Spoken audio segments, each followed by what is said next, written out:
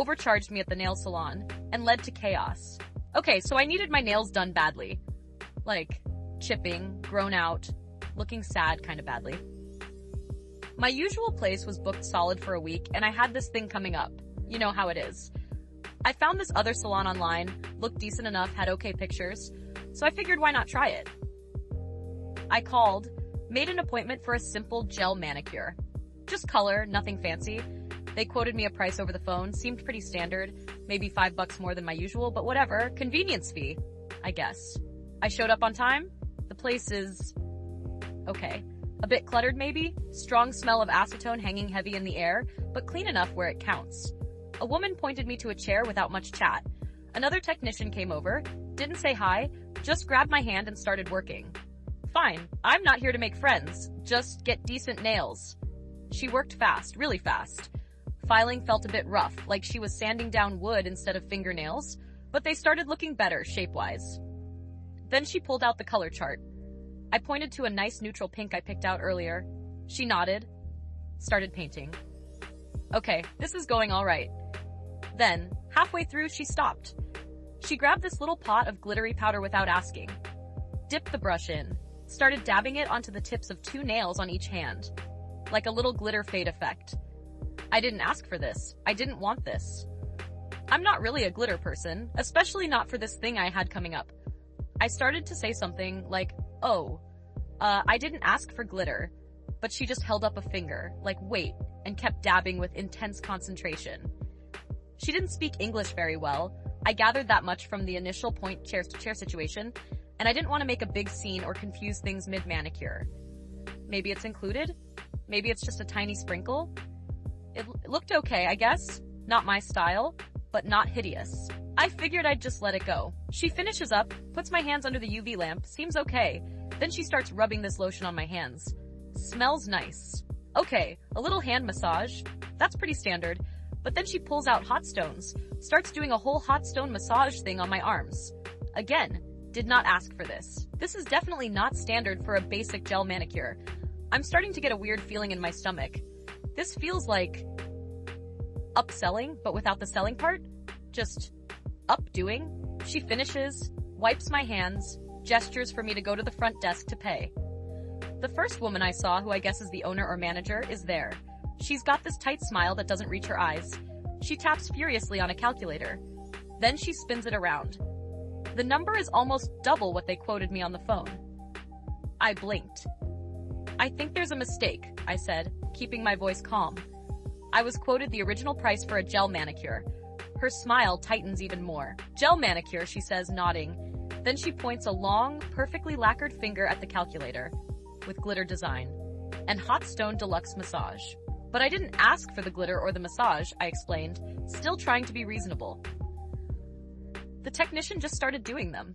You have glitter, she says, pointing at my nails like Exhibit A. She do massage. Pointing at my arms. You pay. I understand she did those things, I said, my voice getting a little firmer now. But I didn't agree to them. I wasn't told there would be an extra charge. The price I agreed to was the original price. Her voice suddenly gets loud. Very loud. Why you say no now? You get glitter. You get massage. Very nice. Now you pay. A couple of other customers waiting look over. The technician who did my nails is hovering nearby, looking worried. The owner starts speaking rapidly in another language to the technician, sounding angry. The technician shrinks back a bit. Look. I tried again. I'm happy to pay the price I was quoted on the phone for the service I asked for. I didn't ask for the extras. No, you pay this. She jabs the calculator again. This price. Or I call police. Call the police? Over glitter nails and an unwanted hand massage? I could feel my face getting hot. This was ridiculous. You want to call the police because I won't pay for services I didn't request? Yes. You waste time, you get service, you pay. She's practically yelling now. Another customer gets up and walks out quickly. The vibe in the small salon shifts from acetone fumes to pure awkward tension. It was chaos. Her yelling, me trying to stay calm but getting nowhere, the poor technician looking like she wants the floor to swallow her, another customer literally fleeing the scene. I glance at my nails. The stupid, unasked for glitter catches the light. I think about the hot stones, which honestly weren't even that great. And I think about the principle of it. Being railroaded into paying almost double because they decided to add stuff without asking? No. Just no. But honestly, I didn't want police involved. Not because I thought I was wrong, but because who needs that drama? It would take ages, it would be embarrassing, and over what? 30, 40 extra bucks? Still, the injustice burned. Fine. I pulled out my credit card. My hand was shaking a little, mostly from anger. I am paying this, I said, trying to keep my voice level, but this is completely wrong. You should tell customers the price before you add services. She snatched the card, ran it through the machine with furious taps, then practically threw the receipt and pen at me. Didn't say thank you. Didn't say anything. I signed it, my signature a jagged, angry line. I took my copy. I looked her straight in the eye. She just glared back. I walked out, my heart pounding. The fresh air felt good. I looked at my glittery nails again. Symbol of injustice. Okay, maybe that's dramatic, but I was mad. Really mad. And I felt cheated. So, what does a slightly dramatic, very annoyed person with internet access do? I got home. I sat down, I took a deep breath, and then I started writing. First, Google review. I didn't yell, I didn't curse. I just laid out the facts, plain and simple. Quoted price X. Received service Y with unrequested, unapproved add-on Z and A. Presented with bill for XZ A. Manager refused to adjust bill, became aggressive, threatened to call police when disputed. Paid under duress.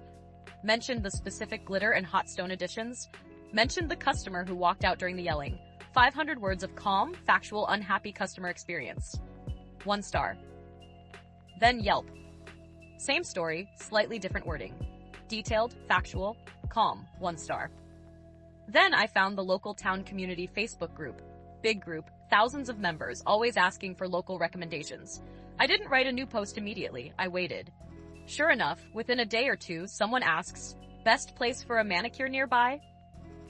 Perfect. I didn't reply directly slagging off the place.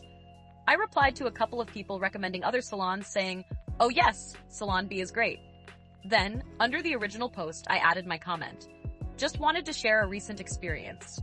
If you consider salon name, make sure you get a firm price upfront in writing for exactly what you want, and double check they aren't adding services without asking and charging extra.